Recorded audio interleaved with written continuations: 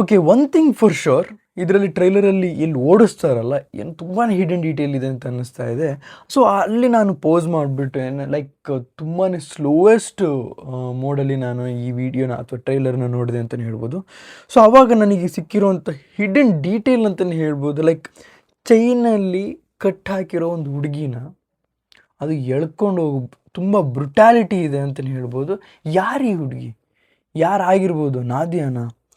So, Nadia ಆಗಿದ್ರು ಯಾಕಿದ್ದಾರೆ ಈ ಥರ ಸಿಚುವೇಷನಲ್ಲಿ? ರಾಯ ಏನು ಮಾಡ್ತಿದ್ದ? ಏನಕ್ಕೆ ಅವರ ಸಿಸ್ಟರ್ನ ಮಾತು ಕೇಳ್ತಿದ್ದಾನೆ? ಸೊ, ಈ ಥರ ತುಂಬ ಕ್ವಶನ್ಸ್ ನಾನಲ್ಲಿ ಓಡ್ತಾ ಇದೆ. ನಿಮ್ಮ ಸ್ಕ್ರೀನ್ ಮೇಲೆ ಮುಂದೆ ಬರ್ತಿದೆಯಲ್ಲ ನೋಡಿ, ಲೈಕ್ ಒಬ್ಬೊಬ್ರದ್ದು ಎಕ್ಸ್ಪ್ರೆಷನ್ ತುಂಬ ಮ್ಯಾಟ್ರ್ ಆಗ್ತಾಯಿದೆ ನೋಡಿ. ಚೈನಲ್ಲಿ ಕಟ್ಟಾಕಿದ್ದಾರೆ.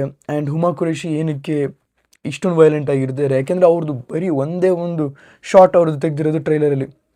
ಮೂವಿಯಲ್ಲಿ ಅವ್ರದ್ದು ಕಂಪ್ಲೀಟ್ಲಿ ಎಂಟೈರ್ಲಿ ಡಿಫ್ರೆಂಟ್ ಇದೆ.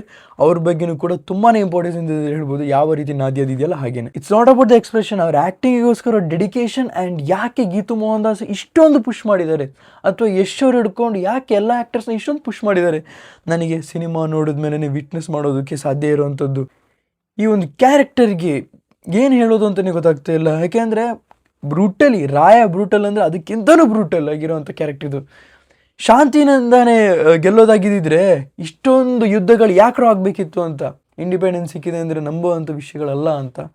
ಬಟ್ ಆ್ಯಸ್ ಎ ಯೂತ್ ಯಾವಾಗ್ಲೂ ನಾವು ಶಾಂತಿ ರೀತಿಯಿಂದನೇ ವರ್ತಿಸಿದ್ರೇ ನಮ್ಮ ಶಾಂತಿನೇ ಒಂದು ಪವರ್ ಆಗಿ ನಾವು ಯೂಸ್ ಮಾಡ್ಕೋಬೋದು. ಅದೇ ಜಂತರ್ ಮಂತರಲ್ಲೂ ಕೂಡ ವರ್ಕ್ ಆಗಿರೋವಂಥದ್ದು. ಅದೆಲ್ಲ ಬಿಡಿ. ಸೊ, ಇಲ್ಲಿ ನಾನು ಹೇಳೋಕೊಟ್ಟಿರೋವಂಥದ್ದು ಏನಂತಂದರೆ, VFX ಟೀಮ್ ಅದ್ಭುತವಾಗಿ ವರ್ಕ್ ಮಾಡಿದೆ. ನಿಮ್ಮ ಸ್ಕ್ರೀನ್ ಮೇಲೆ ಈಗ ಏನು ಬರ್ತಾ ಇದೆಯಲ್ಲ, ಇಲ್ಲಿ ನೋಡಿ, ಇಲ್ಲಿ ಫೈರ್ ಇದೆ, ಸ್ನೋ ಇದೆ, ಬ್ಲಡ್ ಇದೆ, ಅಂದರೆ ವಾಟರ್ ಇದೆ, ಫೈರ್ ಇದೆ, ಬ್ಲಡ್ ಇದೆ, ಮೂರು ಮಿಕ್ಸೇಚರಲ್ಲ ಅದನ್ನು ತೋರಿಸಿದಾರಲ್ಲ, ಬ್ಲಡ್ ಹಾರ್ತಿರೋವಂಥದ್ದು. ಐ ಥಿಂಕ್ ಯಾವ ಸಿನಿಮಾನೂ ಕೂಡ ಇಂಡಸ್ಟ್ರಿಯಲ್ಲಿ ಈ ಥರದ್ದು ಒಂದು ಬ್ರುಟಾಲಿಟಿನ ತೋರಿಸಿಲ್ಲ ಅಂತ ಅಂದ್ಕೊತೀನಿ. ಆ್ಯಂಡ್ ಐ ಡೋಂಟ್ ನೋ ಇದು ಎ ರೇಟಿಂಗಲ್ದೆಲ್ಲ ಇನ್ನೇನಾಗುತ್ತೋ ನೀವೇ ಹೇಳಿ, ನಿಮಗೆ ಅರ್ಥ ಆಗುತ್ತೆ. ಎ ರೇಟಿಂಗಲ್ಲೇ ಬರಬೇಕಷ್ಟೇ, ಯಾಕೆಂದರೆ ಅಷ್ಟೊಂದು ಬ್ರುಟಲ್ ಆಗಿದೆ ಈ ಸಿನಿಮಾ.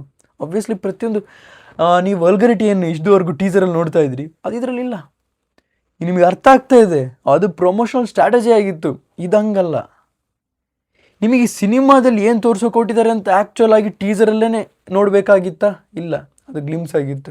ಟ್ರೈಲರಲ್ಲಿ ನಿಮಗೊಂದು ಸ್ಟೋರಿನ ಒಂದು ಐಡಿಯಾ ಸಿಗುತ್ತೆ. ರಾಯ ಅನ್ನೋ ಕ್ಯಾರೆಕ್ಟರ್ ಯಾವುದೋ ಒಂದು ಸಿಚುವೇಶನ್, ಏನೋ ಒಂದು ವಿಷಯಕ್ಕೋಸ್ಕರ ಎಲ್ಲಿಗೋ ಹೋದಾಗ ನಾದ್ಯಾ ಅನ್ನೋ ಕ್ಯಾರೆಕ್ಟರ್ನ ಮೀಟ್ ಮಾಡಿ ಒಂದು ಮಗುನೂ ಕೂಡ ಆಗುತ್ತೆ. ಆದರೆ ಅವ್ರನ್ನ ಬಿಟ್ಟು ಬರೋವಂಥ ಸಿಚುವೇಶನ್ ಅವರ ಸಿಸ್ಟರಿಂದನೇ ಆಗಿರೋವಂಥದ್ದು. ಯಾಕೆಂದರೆ ಇಡೀ ಲೋಕನ ಗೆಲ್ಲಬೇಕು, ಮಾಫಿಯಾ ಅವರ ತನ್ನ ಕೈಯಲ್ಲಿ ಹಿಡ್ಕೋಬೇಕು. ಅದಾದಮೇಲೆ ತುಂಬ ತಾರಸುತಾರಿ ಅನ್ನೋ ಕ್ಯಾರೆಕ್ಟರ್ ಬರುತ್ತೆ, ಪ್ರತಿಯೊಂದು ಗರ್ಲ್ಸ್ ಬರ್ತಾ ಹೋಗುತ್ತೆ.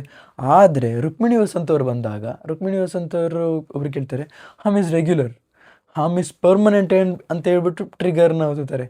ಸೊ, ಇಲ್ಲಿ ಯಾರು ಪರ್ಮನೆಂಟ್, ಯಾರು ರೆಗ್ಯುಲರ್, ಯಾರು ನಿಜವಾಗ್ಲೂ ಅವರ ವೈಫ್, ಅಥವಾ ರಾಯ ಕ್ಯಾರೆಕ್ಟರ್ ಏನು ಮಾಡೋಕ್ಕೆ ಹೊಟ್ಟಿದೆ, ಇವರಿಗೆ ಇದೆಲ್ಲ ಮ್ಯಾಟ್ರ್ ಆಗುತ್ತಾ, ಅಥವಾ ಮಾಫಿಯಾ ಮಾತ್ರ ಮ್ಯಾಟ್ರ್ ಆಗುವಂಥದ್ದು, ಅಥವಾ ಇಡೀ ಲೋಕನ ಗೆಲ್ಲುವಂಥದ್ದು ಮ್ಯಾಟ್ರ್ ಆಗುತ್ತಾ? ಸ್ವಲ್ಪ KGF ವೈಬ್ ಇದೆ, ಇಲ್ಲ ಅಂತ ಹೇಳ್ತಿಲ್ಲ. ಅದಕ್ಕೋಸ್ಕರನೇ ಈ ಕ್ಯಾರೆಕ್ಟರ್ನ ಚೂಸ್ ಮಾಡಿರೋಂಥದ್ದು ಕೂಡ. ಗೀತು ಮೋಹನ್ ದಾಸ್ ಅವರು ಡೈರೆಕ್ಟಾಗಿ ಯಶ್ ಅವ್ರ ಹತ್ರ ಬಂದಿರೋದಕ್ಕೆ ಯಾಕೆಂದರೆ ಸಿಮಿಲಾರಿಟಿ ಇರೋದ್ರಿಂದ, ಅದಕ್ಕೋಸ್ಕರನೇ ಬಂದಿದ್ದಾರೆ. ಆದರೆ ಈ ಸ್ಟೋರಿ ಕಂಪ್ಲೀಟ್ಲಿ ಎಂಟೈರ್ಲಿ ಡಿಫ್ರೆಂಟ್. ಯಾಕೆಂದರೆ ಇದು ಫೇರಿ ಟೇಲೇನೇ ಆಗಿರುವಂಥದ್ದು, ಆದರೆ ಗ್ರೋನ್ ಅಪ್ಸಿಗಾಗಿರೋವಂಥದ್ದು. ನನಗೆ ಗೊತ್ತಿರೋಂಗೆ ಇದು ಎ ರೇಟಲ್ಲಿ ಬಂದರೆ ಏನು ಶಾಕಿಂಗ್ ಏನೂ ಆಗಲ್ಲ. ಯಾಕೆಂದರೆ this is the fairy tale for the grown ups. ಇದು ನಾವು ನೋಡಬೇಕಾಗಿರುವಂಥ ಒಂದು ಫೇರಿ ಟೇಲ್ ಆಗಿರುವಂಥದ್ದು. ಯಾರು ಗ್ರೋನ್ ಅಪ್ಸಿಗೆ ಫೇರಿ ಟೇಲ್ ಮಾಡಲ್ವಲ್ಲ ಅಂತ ನಾವು ಮಾಡಿದ್ದೀರಿ ಅಂತ ಅವರು ಆ ಥರ ಹೇಳ್ಕೊತಾ ಇದ್ದಾರೆ. So, okay, completely agree. ಪ್ರತಿಯೊಂದು ಎಕ್ಸ್ಪ್ರೆಷನ್ ಮ್ಯಾಟ್ರ್ ಆಗುತ್ತೆ. ಇಲ್ಲಿಂದ ಒಂದು VFX ನಡೆಯುತ್ತಲ್ಲ, ಕಂಪ್ಲೀಟ್ಲಿ ಶಾಕಿಂಗ್ VFX ಅಂತ ಅನ್ನಿಸ್ತಾ ಇದೆ ನನಗೆ. ಲೈಕ್ ಪ್ರತಿಯೊಂದು ಇಷ್ಟು ರಿಯಲಿಸ್ಟಿಕ್. ಡಿನೆಕ್ ಟೀಮ್ ಅದ್ಭುತವಾಗಿ ವರ್ಕ್ ಮಾಡಿದ್ದಿಲ್ಲ ಅಂತ ಹೇಳ್ತಾ ಇಲ್ಲ. ಅದ್ರ ಜೊತೆಗೆ ಇವರ ಪ್ರತಿಯೊಂದು ಆ್ಯಕ್ಷನ್ ಮ್ಯಾಟ್ರ್ ಆಗ್ತಾಯಿದೆ. ಆ್ಯಂಡ್ ಡಬಲ್ ಆ್ಯಕ್ಟಿಂಗ್ ಆಗಲಿ, ಅವ್ರ ಎಕ್ಸ್ಪ್ರೆಷನ್ಸ್ ಆಗಲಿ, ಪ್ರತಿಯೊಂದು ಆ್ಯಡ್ ಆನ್ ಆಗಿದೆ ಅಂತ ಹೇಳ್ಬೋದು. ಸೊ, ಇದು ಎಲ್ಲ ಒಂದು ಟ್ರೈಲರ್ ಬಗ್ಗೆ ನನಗೆ ಅನಿಸಿದ್ದು, ನನ್ನ ಅನಿಸಿಕೆ ಅಥವಾ ಪಬ್ಲಿಕ್ ಅನಿಸಿಕೆ ಏನಿದೆ ಅದು ನಿಮ್ಮ ಮುಂದೆ ಬಂತು ಈಗ. So, what the movie team is thinking, ಅಥವಾ ಯಶ್, ನಯನತಾರ ಇವರೆಲ್ಲ ಎಮೋಷ್ನಲ್ ಆಗುವಂಥದ್ದು ಯಾಕೆ? ಈ ಸಿನಿಮಾದಲ್ಲಿ ಆ ಥರ ಏನಿದೆ? ಗೀತು ಮೋಹನ್ ದಾಸ್ ಅವರು ಅಳ್ತಾ ಇದ್ದಾರೆ, ಯಶ್ ಅವ್ರ ಇಸ್ ಅನ್ ಎಮೋಷನ್ ಅಂತ ಹೇಳ್ತಿದ್ದಾರೆ. ಯಾಕೆ ಈ ಸಿನಿಮಾಗೆ ಅಷ್ಟೊಂದು ಶ್ರಮ ಪಡುವಂಥದ್ದು ಏನಿತ್ತು? ಇಂಡಿಯನ್ ಸಿನಿಮಾ ಅಂತ ರೆಪ್ರೆಸೆಂಟ್ ಮಾಡೋದಕ್ಕೆ ಇವರೆಲ್ಲರಿಗೂ ಸಿಕ್ಕಿರೋಂಥ ಆಪರ್ಚುನಿಟಿ ಅಂತ ಇವರು ಯೋಚನೆ ಮಾಡ್ತಿದ್ದಾರಲ್ಲ, ನನಗೆ ಇದುವರೆಗೂ, ಅಥವಾ ನಾನು ತುಂಬಾ ವೀಡಿಯೋಸಲ್ಲಿ ಹೇಳ್ತಾ ಇದ್ದೆ, toxic is bigger than that, Ramayana is bigger, something bigger than everything ಅಂತೆಲ್ಲ ಮಾತಾಡ್ತಿದ್ದೆ. ಆದರೆ ಟಾಕ್ಸಿಕ್ ಬಗ್ಗೆ ನಾನು ಅಷ್ಟೊಂದು ದೊಡ್ಡ ಸಿನಿಮಾ ಅಂತ ನಾನು ಯಾವಾಗಲೂ ಮಾತಾಡಿರಲಿಲ್ಲ. ಆದರೆ ಇವರೆಲ್ಲ ಎಮೋಷ್ನಲ್ ಆಗೋದು ನೋಡ್ತಿದ್ರೆ ದೇರ್ ಡೆಡಿಕೇಶನ್ ತುಂಬ ಕಾಣಿಸ್ತಾ ಇದೆ. ಇವ್ರು ಯಾವಾಗ ಇಂಟರ್ವ್ಯೂವಲ್ಲಿ ಬಂದು ಈ ಥರ ಎಲ್ಲ ಅಥವಾ ಟ್ರೈಲರ್ ಲಾಂಚಲ್ಲಿ ಬಂದು ಮಾತಾಡ್ತಿರ್ಲಿಲ್ವೋ, ನನಗೂ ಅನ್ನಿಸ್ತಿರ್ಲಿಲ್ಲ ಟಾಕ್ಸಿಕ್ ಇಷ್ಟು ದೊಡ್ಡ ಸಿನಿಮಾ, ಇಷ್ಟು ಶ್ರಮ ಪಟ್ಟಿದ್ದಾರೆ ನನಗೂ ಅನ್ನಿಸ್ತಿರ್ಲಿಲ್ಲ.